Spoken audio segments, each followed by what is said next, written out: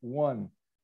Welcome everybody to Worthy of the Jersey. I am Eric Flannery along with Tim Smith. Today is July 19th and Tim and I haven't been on the podcast in a few weeks. Just got back from Spain, won a gold medal.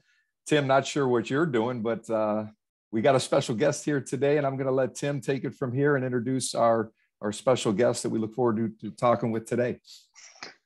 Yeah, I'm not doing much. There's certainly nothing interesting this summer, so we'll table that for another day. But we're thrilled to have Brea Schmidt with us today. Brea runs a website, blog, popular Facebook and Instagram pages called The Thinking Branch. I'll let Brea tell the story of how her and her husband met my wife and I. So we'll hand it over to her. But Brea and I have known each other for going on a decade plus now. Former Clevelander, now crossed over to Pittsburgh, where she was originally from, and I think is going to have some great perspective to share with us and with our listeners. So I'm pretty excited for this and happy she's here. So Brea, welcome to Worthy of the Jersey. Well, thank you both for having me. I am beyond thrilled. Anytime I get to talk about sports, it makes me happy, whether it's as a parent or as a former athlete myself. So thanks for having me on. Yeah, I ended up in Cleveland in 2005 because I worked for the Cleveland Cavaliers for a while. So I spent 5 years with the Cavs before making a decision to leave to pursue some entrepreneurial dreams of mine. I happened to be 5 months pregnant at the time, so it was a bit of a risk, a bit of a leap to leave a steady job with an incredible organization, but it turned out to be the right thing for me. But Tim and I have a unique, story of how we met. So his wife and I were both pregnant at the same time and due around the same time. So we were in birthing class together and just ended up chatting. And I had, after leaving the Cavs, started a photography business. And so Tim and his wife hired me for the next, Tim, 5 or 6 years after that to do yearly family photos for them. And so that's how Tim and I know each other. And now here we are. It's kind of crazy. But to talk about the Thinking Branch, which is what I do now. So as a photographer, I was working with families who, you want to talk about putting a mom in a vulnerable position, put her in front of a camera, and then put her in front of a camera with her kids after she's seen all of these perfect pictures on my website of kids being smiling and laughing. And they're like, oh God, it's going to be my kid that's going to throw a rock at the camera or cry the entire time. Right. And so I started noticing that moms and families were coming to their photo sessions just afraid of things not being perfect. And in my head, as I'm becoming a parent, I had a 4-year-old, a 2-year-old, a newborn. I'm like, it's not perfect. Why are we trying to make it like this? Why are you coming to me with Pinterest boards of what you want these pictures to look like? And so I started writing on my social media pages about the struggles of parenting to try to show my clients like, hey, this doesn't have to be perfect. Like your kid can cry. You're allowed to feel a certain way about how you look. Like we can get through all of that stuff. And what happened was people started coming to their sessions a little more free, with a little less fear of judgment. But what I saw in that writing is that there was something there, like there was something connecting. And so I started this other social media platform that at the time was really just a hobby, something that I wanted to just share my own personal journey with motherhood and be the anti-perfection that I was seeing on social media and talk about the real stuff like mental health, and how parenting absolutely changes your marriage, and how parenting changes the way you view the world and yourself. And it has now exploded into this platform that has over 125,000 followers across Facebook and Instagram, where we connect on the real and raw things that we deal with in life and motherhood. It started out as a motherhood thing, but now it's really just a life thing. It's just about talking about the things that we struggle with, the things that we think about when we lay down at night. Mental health is a big thing, both for our youth as well as for our adults. And so through my work on the Thinking Branch, I do partnerships. I have a year-long partnership with Allegheny Health Network, which is the major health network here in Pittsburgh, focusing on health for women and kids and everyone really. And I do some speaking engagements to talk about self-care and mental health to companies who value that and want to show their employees that they value that too. But I think the reason that you have me on here is because over the last couple of years, I've started writing a little bit about my journey as a youth sports parent. And as someone who's a former athlete myself, and now raising a 10-year-old, an 8-year-old, and a 6-year-old through youth sports, the experience is an interesting one. Yeah, no question. And anyone that follows Brea or the Thinking Branch on social media knows anytime I see a post come up, I gotta think for a second, like, okay, am I ready for this? Like, it's an experience of being in a certain headspace, depending on what the message would be. But while Eric was away doing his sabbatical with Team USA in Spain over the last few weeks, and I was trying to think of some conversations that we could have coming out of this, the thing that kept popping into my head, and I think it's maybe, and it might be because of some things that you have written in recent weeks and months, but something I kept coming back to, it kind of my phase in life, and Eric, for better or worse, is past this phase, but being a coach still has a lot of great perspective to give, even if we may not always follow your advice, but as our kids are at that age and they're sort of leveling up, for lack of a better way to put it, through their sports journey, and as intense as it is for somebody like me, in my view towards sports and how I took it when I was younger, and even how I still approach it now, a thing I kept going back to over and over again is, how can I be the best parent I can be for my kids, right? And what does that mean, and how does it look? And it's going to be different. And so I started just thinking about that in terms of what kind of conversations can we have on this podcast. So you were one of the, if not the first person I thought of, certainly one of the first people I thought of. And probably because you had touched on it, and I'd probably come through a few of your posts, but also because of the thought you put into these sorts of things. Getting a woman and a woman athlete on here was probably important for us. Just a couple dumb jocks, and Eric and myself is not always the best thing. So I'm hoping that, yeah, we could have a starting with Brea, maybe a few conversations about, what it means to be a parent, where our kids are still young enough that we're introducing them to a lot of these things. But as they kind of grow through their athletic journey, and they're, our oldest are on the verge of teenagerdom soon, which sucks, but what are we going to do? Right. And how we can kind of navigate that as parents and be the best that we can be. So yeah. Does that rambling nonsense make sense? No, it totally makes sense. And I think for a foundation for our talk today, I played basketball. That basketball was my sport. I played from 5th grade through 12th grade, and wasn't good enough to play D1, but I played on a traveling club basketball team at Penn State, which was awesome because we traveled to Duke and all these different places to play other club teams. So I got to still channel that competitiveness, but not with, but yeah, I played basketball all my life. It was my main sport. I ran track also, but my dad was also my coach from 5th grade through 12th grade. So I had that experience of having a dad as a coach. And my dad was also actually just recently had a big article about him in our local paper because he just recently retired after 50 years of being a basketball referee. So back in his prime, he did, major, district and regional games, and in his, last couple of years, it's been 5th and 6th grade games. But I think that experience of being I have that competitiveness in me. And my oldest daughter is about to be in 5th grade, which is when I really started playing competitive sports. So there is a topic right there, is just how early sports are competitive.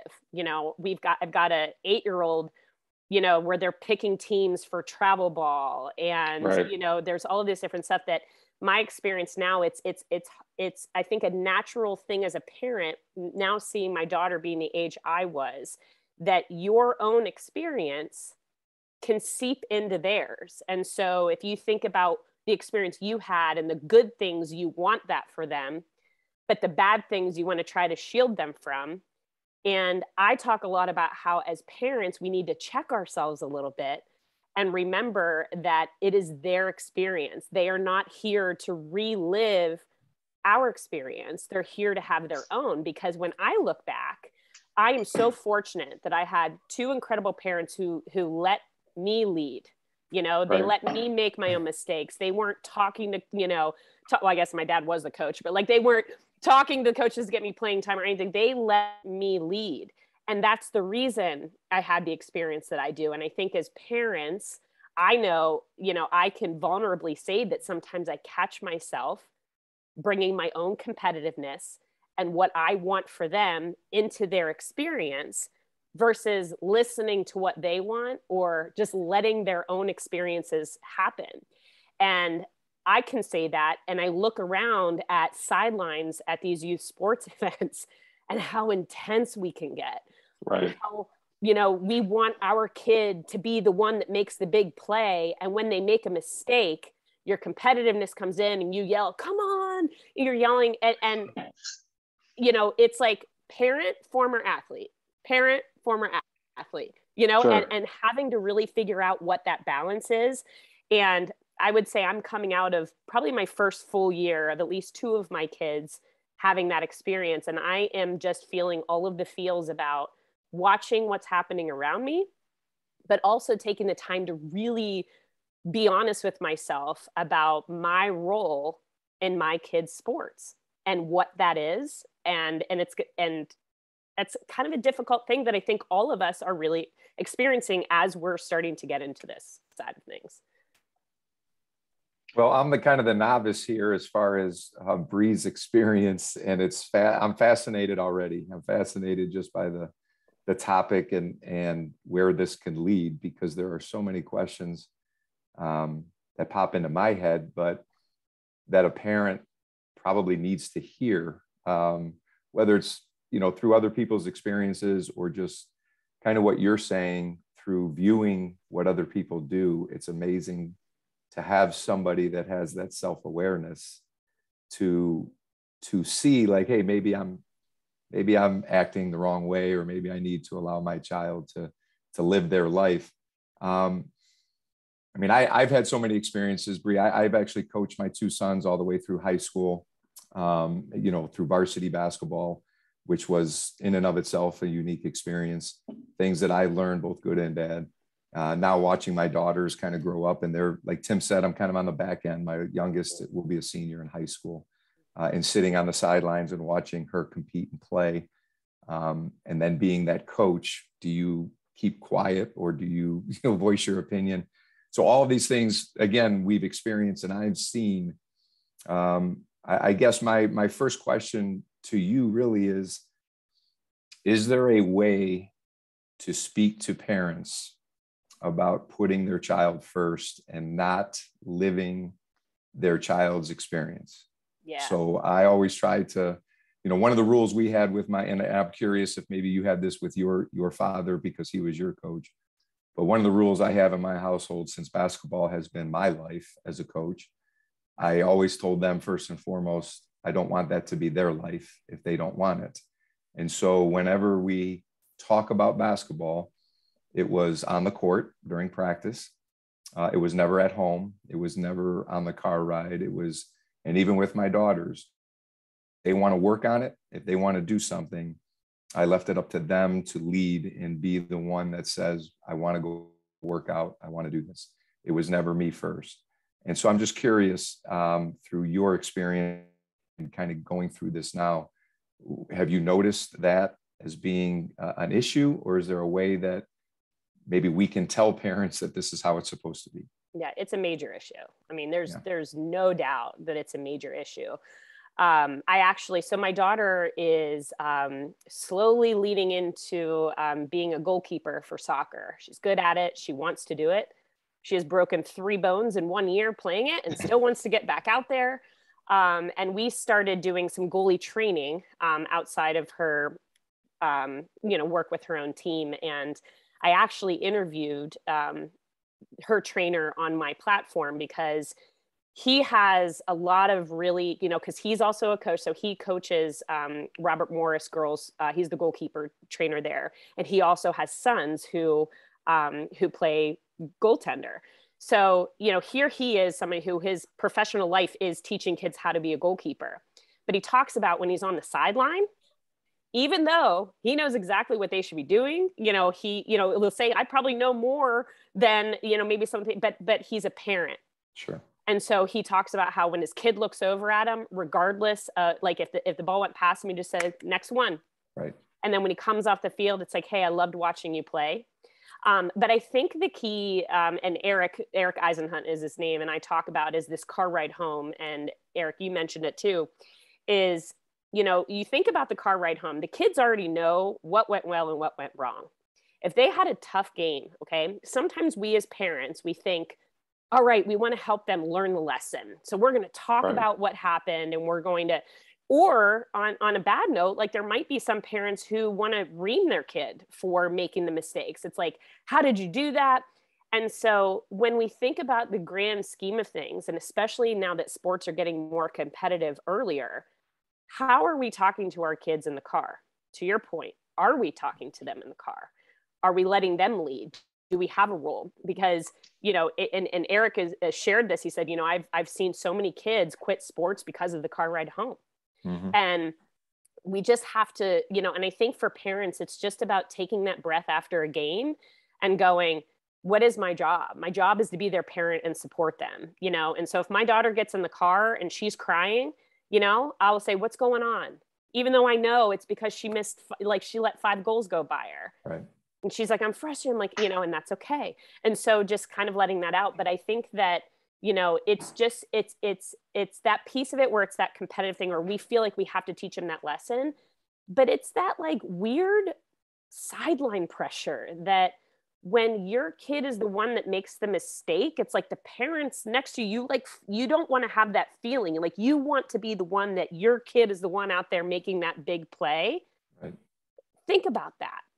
It is not about us. Mm-hmm. But again, someone who like I think about this constantly, and I catch myself going, I'm frustrated because I want him to be the kid that they're like, oh, he made a great play. But it's not about me. It is about him. It is about, hey, he missed that play. You know what this is? A great opportunity for him to learn a lesson. They lost that big game. I feel terrible for them, but you know what? There's a lot of other big games you're gonna lose too. And so I think it's just really, and I will say, my whole approach on the thinking branch is not telling people how to do things. I don't tell people how to parent. I don't tell people. What I do is I share my story and my thought process, right? With the hope that it encourages somebody to stop and think about their own thought process too. Mm-hmm. So I just wrote an article recently about my son who's 8 and playing travel baseball. And I said, they're just kids, like the same kid that just struck out is the same kid that wants his mom when he's sick. The same kid that missed that play at shortstop and, the other team's cheering and he feels awful is the same kid that wants to know how much money the tooth fairy is going to bring him tonight. Right. We forget at this age that they're kids. They are not major league athletes. And we are not playing for the World Series or a gold medal, at this point of the game. And so our job at this stage of the game is to make sure these kids enjoy what they're doing, that they get the lessons out of it, that they learn how to win with grace and they learn how to lose with grace, right? Mm-hmm. That they learn how to recover from a bad play. They learn how to be a good teammate. They learn how to respect their coaches. And that's what, at least where my kids, that's what this stage of the game is about that foundation. I would say just like in preschool, right? Preschool, the job is to teach them where to put their book bag, teach them how to be in a classroom, teach them how to respect a teacher, teach them how to be a good classmate. Youth sports, where my kids are, it's about building that foundation so that when they do get to high school, and if they do want to play beyond high school, or they do want to go after that state championship that really matters, that they have this foundation. And I'm afraid that we as parents are robbing them of those core experiences because we're more, we want our kid to be the one starting. That's where I'm at on it. Do you, and I think with really all levels young, as the kids are really young, is there is a culture of finger pointing that comes out quickly, right? Big teams, small teams. it's, you know, so, and you, I think you mentioned early in it about keeping score, and I'll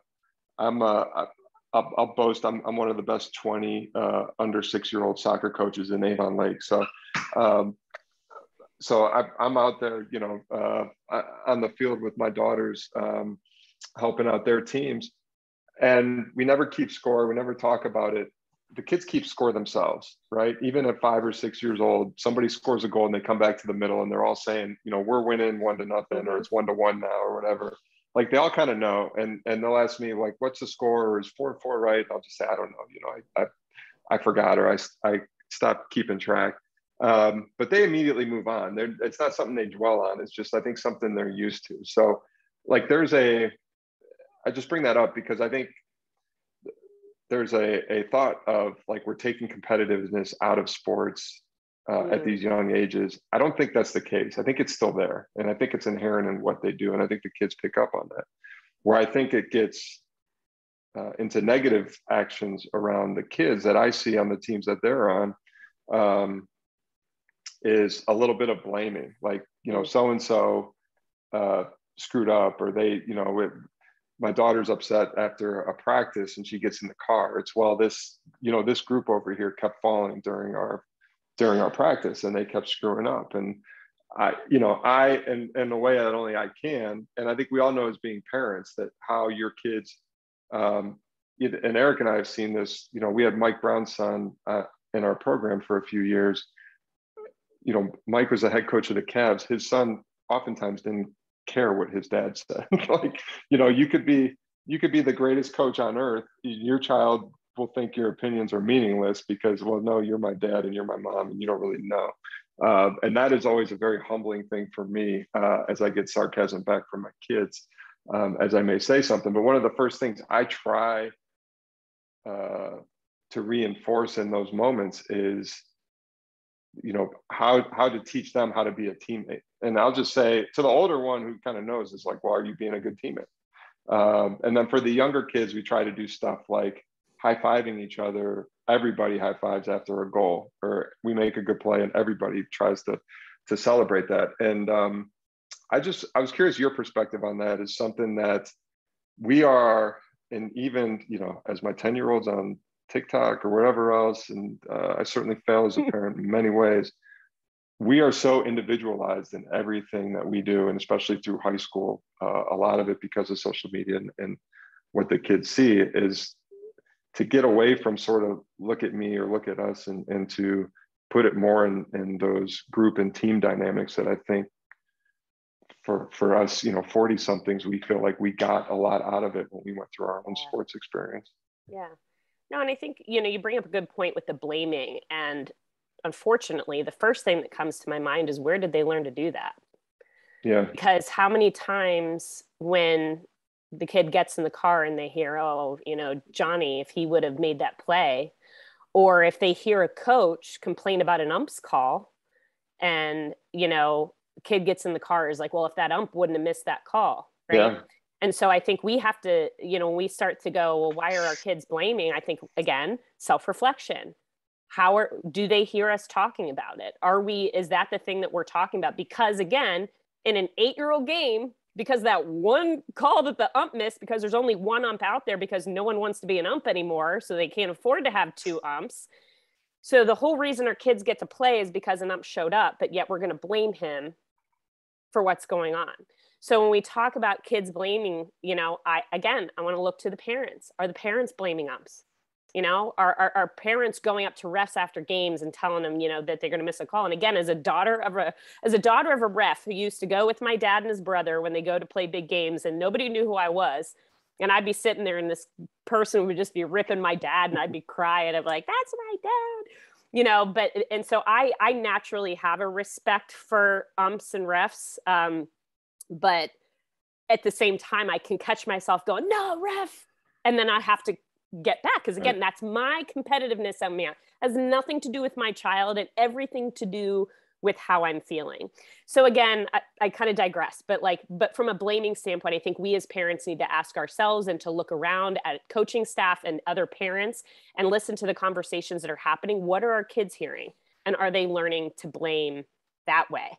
And I think that, again, we always need to turn to ourselves first before we, go, why are these kids doing it? Like, where are they learning this? Might be from us, right? And I think to your point too, Tim, about the competitiveness, I get a lot of comments on my posts because a lot of my comments are about, hey, let's let them be kids and have their experience. Are, these people that are like, well, we're too soft on them if they don't learn competition trophy now. culture and all this stuff. Right. And so here's what I'll say to that. I don't think that it should be all soft and warm and fuzzy and la la la all the time. Right. I think that there is some value, again, going back to what I said about learning to lose with grace and win with grace.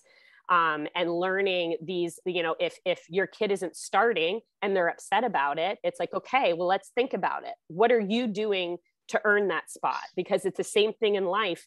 If you don't get the job or you don't get the award that you went after, and, could you have done something else? So there is that fine balance, Tim, of, the competitiveness, right? Of like, hey, we want to win. Like we should want to win in life, and we should want to like learn how to go after that and have a work ethic, but also that balance of like win or lose, there's a lesson there. So if my kid wins, I want them to think about what the lesson is. If my kid loses, I want them to think about the lesson is. And I think to your point, when you're in kiddie t-ball and soccer, that's the right way to go. It's that foundation. Be a good teammate, have fun, get excited when we score, like recognize if the goalie on the other team is upset because they, missed a goal, that when you go through the high five line, you give them a nudge and say, hey, good job out there, right? Like that stuff is incredibly important. I'm not saying that the competitive side isn't. I think it is. I think we do need to teach kids how to work hard and if they want a spot, that they have to earn it and show that, right? But we have to make sure that this other piece of the puzzle is here. And if we're missing it on the youth sports side, if we are not building that foundation now, it's going to be a lot harder by the time they get to high school and they lose that state championship game, or, they miss the block with 10 seconds left, but there's still 10 seconds on the clock and they have the ball. You've got to get your head back in the game so that you can get back down there, right? Like those lessons are all in there. It's just, I think the tough thing and almost the easy thing is just figuring out what the balance is for these kids and making sure that they get a little bit of both. I'm just going to jump in here because there's so much there and it's all very good. I think the first thing I realized when we're doing this podcast is that this seems more like it's a Tim psychology session, or try to get through like we're gonna try and talk Tim through his daughter's careers here. And I think I'm going down a fine line here. I don't know. I can handle it, but yeah, I know. I'm just dealing with one midlife crisis at a time over here. But I want to say this though too. First of all, to your points, it is important to stress winning and losing. It really is, because there has to be a winner and there has to be a loser. And Tim, you said it. The kids know. They know when they're playing, they're doing this. I will just bluntly say that in my experience over the last 30 years of coaching, and what I have seen the most is, and I'm just going to put it out there, it is the parents' fault. Because, we just started a new league, and Tim's aware of this, where we started a new league for basketball, because I have been so sick and tired of the AAU culture and the AAU mentality. And not necessarily of the games and not necessarily for the kids, but mostly because of the parents, the involvement, the money that's being spent, the travel that's out there, the vigor towards referees, the animosity towards coaches, the kids changing teams when somebody doesn't win or they're not playing. The easiest thing they do is just go find another team or go form their own team. So it is creating a culture of softness in a sense, because you as parents are telling your kids, well, if you're not playing or winning, let's just go do, our own team. There's a way out. Yeah. Yep. It's the coach's fault. It's this person's fault. So back to the finger pointing. And what our league had entailed, Brea, is I got rid of coaches. So what we did was, instead of playing AAU, they would come to our gym 2 nights a week and work on their skill set. So they just get their skill development. And this is for 5th, 6th, 7th, and 8th graders. So we kept it fairly young. And then when the games came, Parents weren't really allowed to get involved on the sidelines. They can come to the games, they can watch the games. But I really didn't give them much instruction. I just said, there's no coaches. So the kids are going to coach themselves. And my whole philosophy was, when I was growing up, we used to go to the park and play. And if we won games, we'd stay on the court and play. If we lost, we'd have to sit for a long time. So we learned to play together. We learned to get on teams that we were compatible with. We learned to do what it took to win, whether that was scoring or not scoring. And kids figured it out, and they taught each other. And so I had a lot of skepticism with a lot of parents at the beginning of this, like, how are the kids going to know what to do? There's no coaches, there's no guidance. And I simply said, just watch. I'll be there and we'll be there as coaches to kind of make sure nothing gets out of hand. But we will have a referee there to keep score. We do keep score. Like, there's going to be winners and losers. And what we have found out is the feedback I have gotten has been so incredible from the people that have been there. The parents, the first thing they say is, this is the most relaxed I've ever been sitting on a sideline, because I don't have really anybody to yell at. The other parents seem so relaxed because they're not yelling at a coach, or they're not blaming somebody else. And one parent actually came up to me who is a longtime coach, and his son was in it. And he said, this is the most I've seen my son and kids his age communicate with each other in a long, long time, because they are forced to talk to each other about how to play and what to do. And our response has been overwhelmingly positive from both the kids and the parents. And I think that just goes back to what you guys are talking about is, yes, it still needs to be competitive, but yes, we have to allow our kids to lead to where they want to go. So what sports do they want to play? Not what you want to play. How much time do they want to put into it? Sure, there's a nudge that we can give them every once in a while. Like, hey, I'll tell my daughter, like, hey, why aren't you outside getting shots up today? Your season's coming up. Or I may just throw those things out there, but if she doesn't want to, that's on her. Parents, and again, I love the fact, Brea, that you don't tell people how to parent, because every person's situation is different. But we also have to come to a point where we tell people, like, hey, you need to step back and allow your kids to kind of do what they want to do to a certain degree, and just guide them and support them along the way. And I just find it fascinating that we're all probably saying the same thing. It's probably a little easier for me because I've already been through it. So I can just say, like, hey, this is what I've seen. This is what we've done. And you guys are probably a little more stressed out because you're going through it, and you don't want to screw it up. But the reality is you're not going to screw it up, as long as you allow your kids to be themselves. And that's really what I get out of most of this. I have so much respect for that. And you just took me down like a road of nostalgia, because I lived at the YMCA. My sister, if she got grounded from the Y, like, correct. And it's where I would go down and I would play pickup with the guys. Or if no one was in the court, on the court, I had to figure out what I needed to work on. I needed to know that I needed to do some left-handed layups or whatever that is. And I think I have a lot of respect for you, because I know, it's hard to try to do something different, right? When everyone else is doing it the same way and something that's questioned, but like, I hope that people learn from that, because I think our kids don't do that, or they don't do that. They don't go down to the park and play pickup anymore because they're too busy traveling for club and correct. Going to 16 different things. And I think that it's just such an amazing point of getting, and I think it's where I struggle too, is because I want so badly for it to be the way it used to be. Like, yes, there was competitive. Maybe I didn't see the politics because I was a kid. I want things to be the way they used to be. I want it to just be like a certain way, but then I struggle with, but it's not that way. Correct. So how do I parent my kid, and how do I adjust as a parent to make sure that they can operate in this new youth sports world?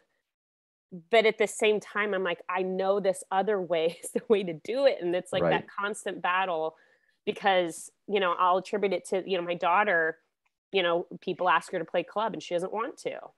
She loves her goalie training one or two times a week. And she likes to go to the pickup game, the summer sessions, but she doesn't want to. And I go to a place of, am I going to be holding her back? Right? Are the kids that are playing club the kids that are going to get the playing time in high school? Mm-hmm. And is it my responsibility to, like, even on the way home from goalie training the other day, I said to her, I'm like, listen, as we get older, it's going to be more and more competitive. There's going to be other goalies. You're not going to be the automatic goalie. And so however you want to take that, if you want to change how you're training because you want to be the goalie, great. If you're happy with what you're doing and understand that if someone else is doing this, then you at least know that. So that's kind of where I've taken it so far, is just saying to her and making her aware, like, hey, this is how it is. Like, so far, you're the only kid that wants to play goalie, so you're always playing goalie. Like, every team wants you because no one wants to play goalie. Right. But eventually, there are going to be other kids that can play goalie. And you may lose that spot to somebody who is either putting in more work or playing club and getting more experience.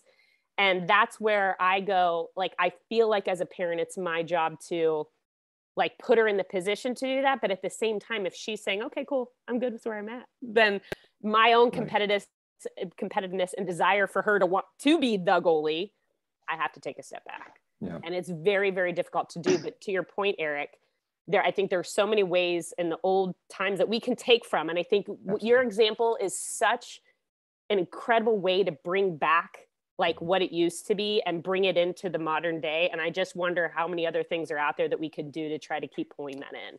Well, to your point too, I think the biggest thing that we struggle with even starting this league, and this is the only thing I kind of chuckle at, is here I am as a parent who has already gone through it with my own kids, who I think is perceived somewhat as a successful coach as from the outside and has been doing it a long time. Yet I still tell parents that this is a better or different alternative that I think will be best. They still don't believe me because other people aren't doing it, right? So we are in that culture of, I have to follow the AAU route because that's what everybody else is doing. And when I sit there and literally tell them, no, your child needs to develop their skills and have fun and still have a passion for this sport when they get to a higher level, that's where it all takes out. And I have seen personally way more kids burn out at a young age, mostly because of mom or dad who push them, so I've seen it. And the biggest frustration on my end is simply watching people tell me I'm wrong, or and again, that's okay, but tell me, no, I don't trust you or believe what you're saying. So what my mentality was simply, listen, I've been through it. I know what I don't like. I know what I do like. Let me try and do something different. If it doesn't work, great. If it works, awesome.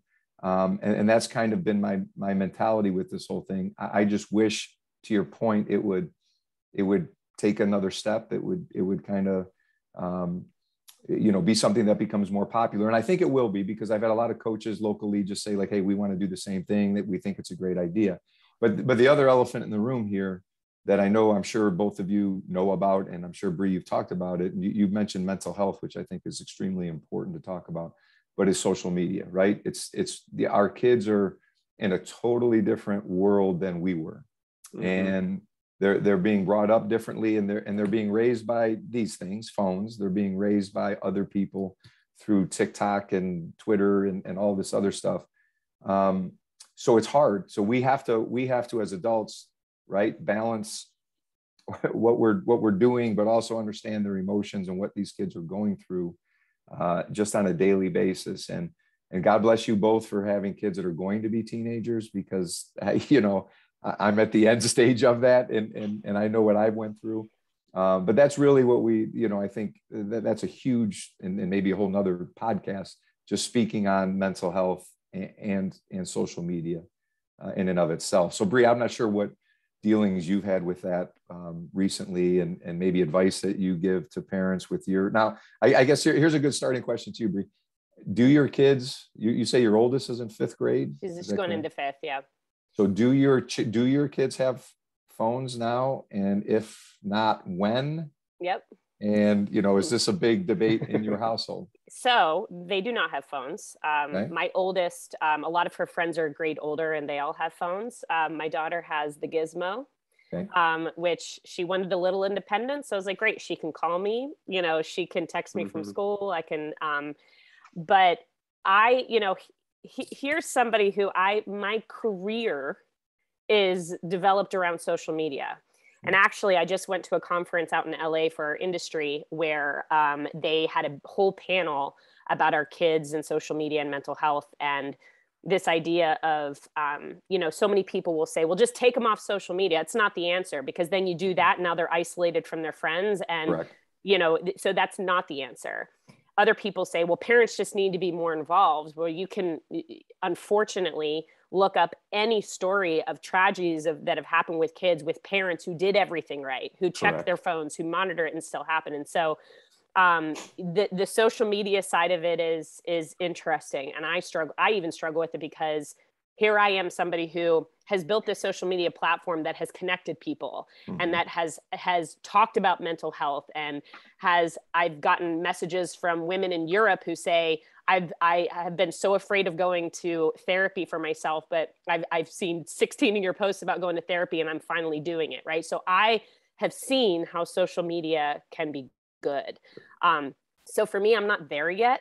But I do know that it's about conversation with our kids. I mean, I think it's, we can't take social media away. But I think it's, as parents, we need to recognize, let's talk about sports specifically. So let's just think about YouTube. My kid wakes up, turns on YouTube, turns on an NBA All-Star game, and watches all the 3-pointers and all the championships and all this stuff. And he goes out in the driveway and he tries to recreate all of them, comes back in, watches another one, and does that. Okay. Which is awesome. Like, I love watching him and his game changes because of it, because he's constantly doing it. So it's like a good thing for him to have this exposure to all these players and their moves and all of this stuff. But at the same time, something I've been thinking about a lot lately, my 8-year-old struggles deeply with making a mistake out on the field. Okay.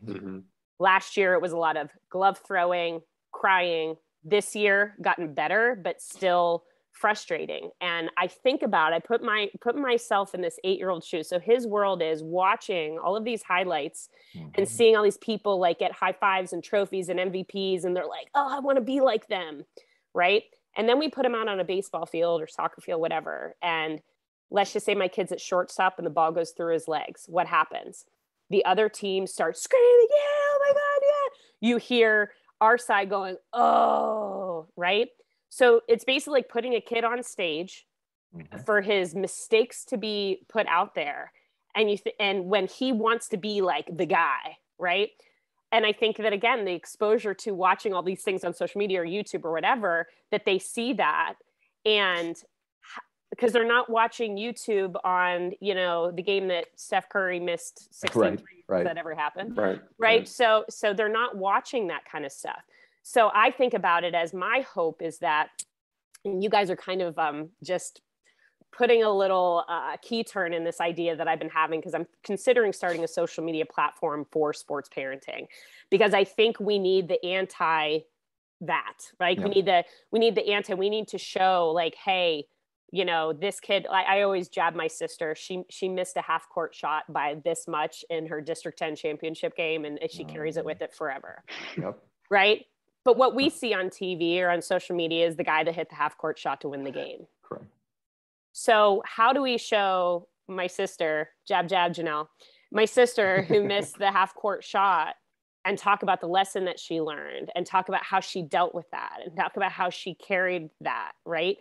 Can we get more athletes talking about when they lose games? Like, instead of seeing them like, yeah, man, like I scored 50 points, can we get athletes to get on there and start talking about how they handled when the game sucked or when it didn't go their way? How do we do that?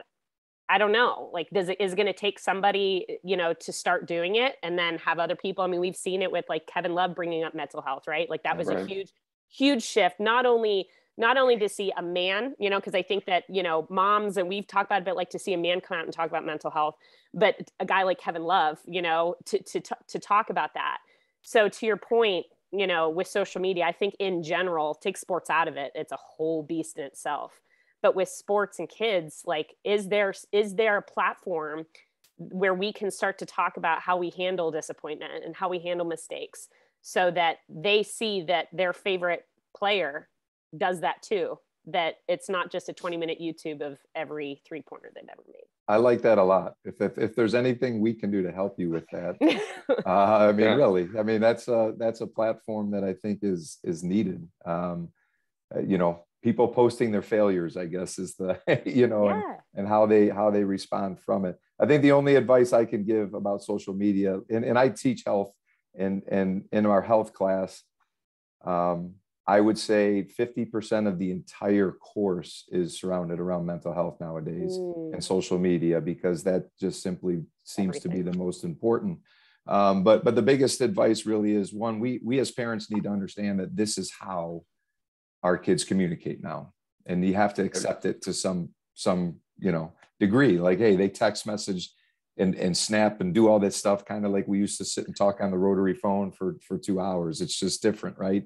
And the other thing, you from 2 rooms over. Correct. With the long cord. I got the longest cord. We all see our kids sitting in the back seat looking at their phones, and I'll always say, are you guys talking to each other? You know, and they're not saying a word.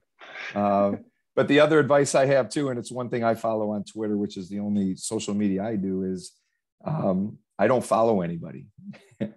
I don't really follow. Anytime somebody says anything negative or I see anything that's negative, I block them, or just, you know, so I think I follow 50 people, and unfortunately one of them is Tim.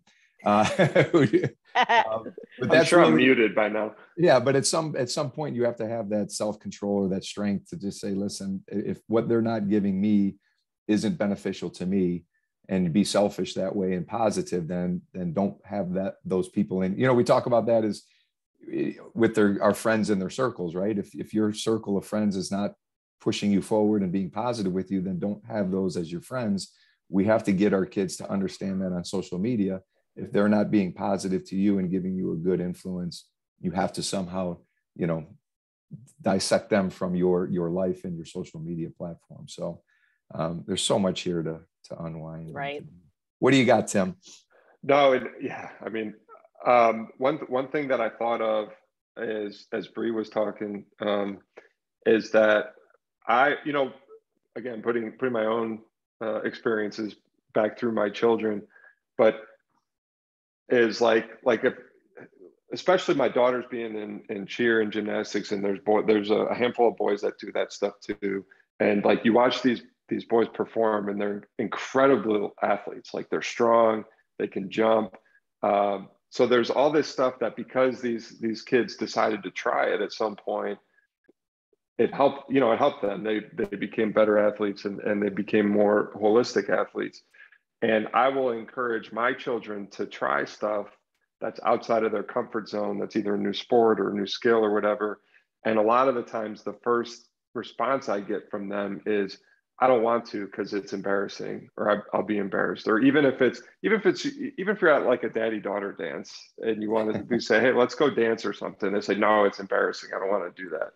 Right. And I think as we get older, hopefully we realize how silly that approach is. And especially from my oldest, I get that from her probably the most, because for whatever reason, that's just her instinct, is to have that inhibition. And I have not cracked the code as a parent as to how to sort of navigate that with her, because I do think too that even kids gravitate towards other kids that lead and stuff like that. Like, you know, especially if it's in your friend group, right? That you'll follow someone who maybe will lead on doing something that maybe feels uncomfortable to the group as a whole, but maybe deep down, everyone really does want to try it, but no one wants to be the first, right? We all experience that through our lives. And that's one kind of roadblock of, you know, development. And, you know, we talk about, like, sometimes you just go play because you try stuff and you fail, and that's how you learn. But as a parent, trying to encourage my children getting through I don't want to do that because it feels embarrassing, is a roadblock that I struggle with pretty consistently, especially having 3 young girls. Yeah. Oh, my oldest is, she, like, the reason we're doing goalie training is she loved being out there, but didn't like when she started playing where the goalie was more than just stop the ball. The goalie is now, you need to communicate, you need to see the field, you need to know where to place the ball. You are, you know, all of that. So that's why she was like pulling back from doing goalie, not because she didn't want to do it, because she didn't feel in the know. Like she wants to be the one that's in the know. And what I think of too, and encouraging our kids to try new things, you know, we're talking about, my daughter has saxophone lessons here in a little bit. You know, there's this other piece from a mental health standpoint of like having our kids as parents, remember, like making sure that they know that they're not just a soccer goalie. Like, you don't just make me proud when you go out and play soccer, because my kids see me getting really excited to go to games. I mean, they know, like, I am there every game. I'm excited. I'm, you know, I'm a loud, positive parent, but they know that. And I always say, I love watching you play. Right. But I want to make sure that they know that, you know, because who knows, like you talk about my daughter's broken bones. What if my daughter can't play goalie and her whole identity is wrapped up in being a goalie, right? Like, that's why it's like, go play the saxophone, like go try acting class, like go try to do these other things, because you're not just that. And I think that we have to be careful. I know I have to catch myself too, because my daughter did dance once, right? She was like, okay, I want to try it. I mean, I was like, I'm crying during her first recital. I'm like, you're just so beautiful there. So a month later, she comes to me and she's like, I don't want to do dance, and I'm afraid that's going to upset you. Mm-hmm. Right? Holy gut check. Mm-hmm. Right? And I think we as parents need to think about that too when we think about sports, and especially our kids that are diehard, like the kids that are, you know, really in it and traveling and doing all this stuff where the whole family's life is now revolving around that we take the time to remind them that they are not just those things. And to your point, Tim, like trying new things and being the one that puts themselves out there, you know, to do that. It's a hard thing to do, but I think it's like, we talk about our kids being well-rounded. I mean, like, are there 3 sport athletes anymore? And if there are, like, and you're a soccer player, but you also play basketball and you're in the middle of basketball season, there's an optional soccer practice. Like, you know, all of those things that come into play. But I think that is something, again, when we think about what we should think about as parents, not what we should do, what we should think about as parents is how much are we contributing to our kids wrapping their identity around just being an athlete, right? And how do we have different conversations and talk about other things besides who they are or how they play out on the field? That was pretty powerful, Tim. I think you should take those last 3 minutes that Brea just talked about and maybe put that out somewhere, because that's probably the best advice that you can. Well, I might need to enlist Brea's help to get that done, but we'll figure it out when we're not. I gotcha. but not having our kids identify themselves by who they are on a court or on a field, and that's their whole identity. And we've seen it where their family's whole identity is wrapped around this one kid, and then all of a sudden it's over. And right. What does the kid do? What does the family do? That's huge. I know we're kind of going up against it right here and probably want to wrap up, but we can talk for another hour.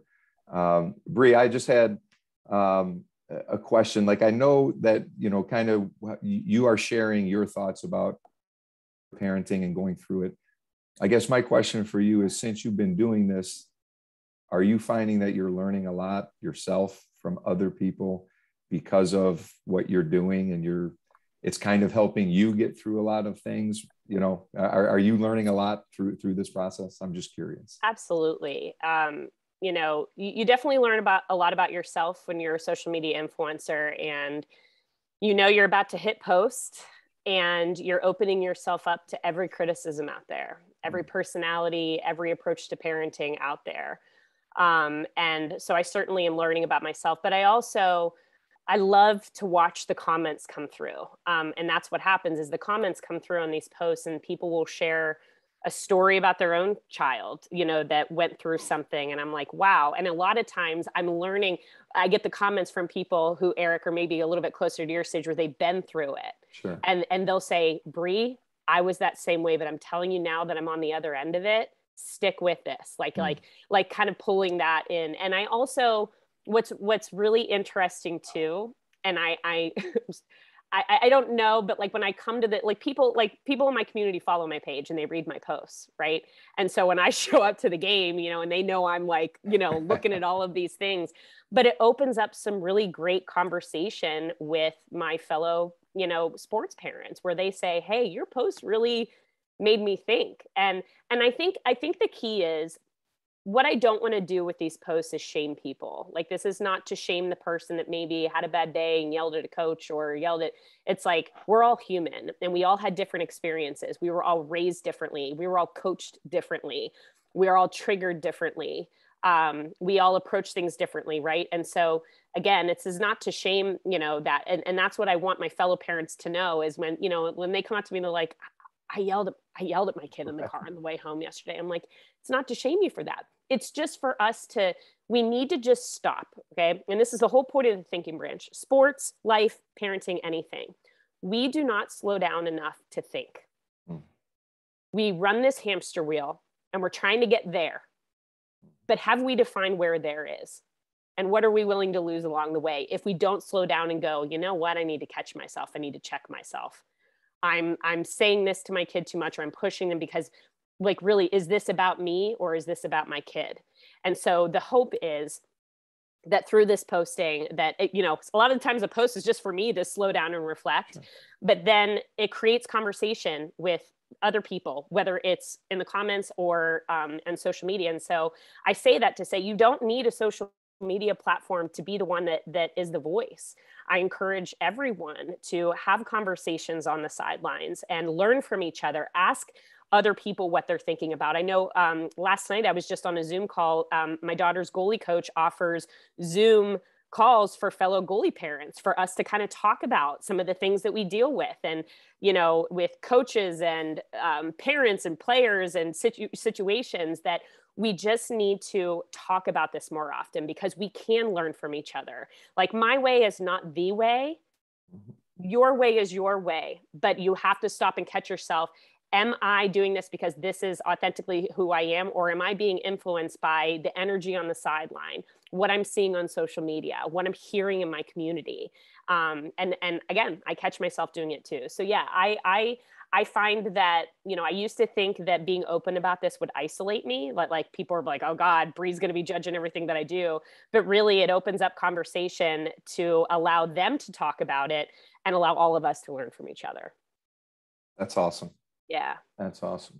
Tim, I don't know if you want to finish up on anything. I know she's got to go in about 5 minutes. So I could talk for 4 more hours. Because Eric, I feel like I have, as a parent, I have a lot of questions for you, because I did my research and looked up the work that you did, and all of the experience that you've had on so many levels of coaching, and having kids that have gone through it. I think that your voice in this space, especially for people like me who are still in that youth sports where we're not, there's politics are creeping in, but we're not quite there yet. I think you have a really powerful voice to be able to speak as a parent, as a coach who has seen things on all different levels, and sharing what you're doing here, because we need more people that have been there and done that and are trying to do it different ways, to speak about that. So I just want to put that nugget out there, that your voice really matters for the next generation of athletes that are coming up. Tell my wife and kids that, would you? No, but I appreciate that. And I think it is, again, I'm always willing to help. And if there's any way I can, I would love to. I'm one of those people that don't think I'm that important, to be honest with you. You know what I mean? Like, it's probably why you're a successful coach, because it's not about you. Well, I got people like Tim that tell me I stink all the time, but no, we're here to help, and I think it's great conversation. I think this gets everybody fired up when you talk again. And when we're talking about our own children, no matter whatever it's about, people like to talk about it, and people like to listen, and they might hear things, but they don't want to take it their, they take it their way. But they need to see people, I think, who have been through it, who have had some success, however that's defined by them, and say, oh, okay, that person did it this way and it worked, or that's what their suggestion is. And it seems to be working well. I just, like anybody else, when you've gone through it, and actually when you're going through it, you're scared because you don't know what you're doing. And I can honestly share that I was the same way. Like you feel like you're alone sometimes, you feel like you're screwing up sometimes, you feel like, am I doing it the right way? But to be able to have gone through it and look back, there's not a whole lot I would change. There's not a whole lot that I would do different. And it gets frustrating to then watch the next generation of people come through and see them making similar mistakes or mistakes that, and you give them advice and they don't take it. And that's just the frustration that we have. But I always have to take a step back, and you've already said it, Brea, is you have to let them be them. You can't, what I say is not always the right thing. And it's not, what's good for me isn't always necessarily good for you. And to be able to understand that is really important for everybody to know that. But I'll say this, Coach, there's an athlete out there who has a parent who needs to hear your message. Like yes. There's an athlete out there that will quit his or her sport because I agree. Their parent didn't hear that message and needs to. And so that's what I always think about is like, there's always going to be people that don't care, don't want to hear what you have to say. And there are sometimes I don't post because I'm like, oh, there's gonna be, but there's always one person and you just never know. And there's a young athlete out there that needs his or her parent to hear what you have to say. And I think that's what we have to think about, because as we all can sit here and attest to, I am who I am because of my sports experiences. Yep. I learned how to get along with my coworker that I didn't like, but they were on my team. Mm-hmm. I learned how to be nominated for an award and lose. Mm-hmm. I learned all of that stuff. And so this isn't just about like, okay, the winning and losing, right? But sports shape people. And it's, whether they stop in high school or they play through college and go play pro, we need to have these conversations so that we as parents aren't robbing our kids of an experience that is going to change their life and make them and give them incredible life lessons that they need. And so we need to keep talking about this. I give both of you so much respect for reaching out to me to say, hey, this topic matters, because we can talk about winning and losing and coaching and all this stuff. But, there are no sports if there's no athletes. And if we're burning our kids out, we're doing them an injustice. So let's keep talking about this. Thank you for bringing this topic up, and Coach, for all you do for it, but let's make sure we keep talking about it. I think that's a great way to finish, because that's a great message at the end, Brea. And we really do appreciate you being on our podcast today. It means a lot to us, and hopefully we can have further discussions down the road if Tim can get this together. I'd love to. But Tim, if you want to finish it up and close it out. We don't need to promote anything, but Brea, we have 5 or 6 listeners, and you'll probably bring a lot more, but let our 5 or 6 know where they can find your work if they want to look for that. Yeah. So Facebook and Instagram, both at The Thinking Branch. Both platforms, I offer similar content and different content, but that's the place to do that. I've also started to get a little bit more active on LinkedIn. And so you can find me just as Brea, Brea, Schmidt, Schmidt. And that's where I'm talking more about the business work that I'm doing as a social media influencer, partnering with brands and building my business that way, as well as doing corporate speaking. So if you do have anyone in your audience who either runs a business or is part of a company that values discussing mental health and self-care. A lot of businesses have employee resource groups where they're bringing programming, whether it's to women, parents, really anybody who want to talk about self-care. I do offer programming for companies and organizations to talk about this stuff. So feel free to reach out to me there. I do not have a social media manager. So if you message me, it'll be me that you get. And I always love the opportunity to connect. So if you do follow, please reach out. Yeah, and anyone who discovered our show through Brea, we do have an archive up on iTunes and Spotify and wherever else you find podcasts. Most of the episodes are much more boring than this. And I don't have guests as good as Brea, but I have a couple follow-ups to this in mind that hopefully we'll get on in the next few weeks before fall sports season start, because I do think it's a great topic, an important topic. And selfishly, Eric's interests aside, it's the phase in life that I'm in. And it's an interesting time to be a parent for sure. So I can't thank you enough, Brea. It's great to catch up with you. Great to see you. Great conversation. Yeah, you never know where you'll make friends. So Isn't that funny? I encourage people to check out all your stuff, and we'll look forward to following up soon. Great. Thank you both for having me. Thanks, Brea. All right.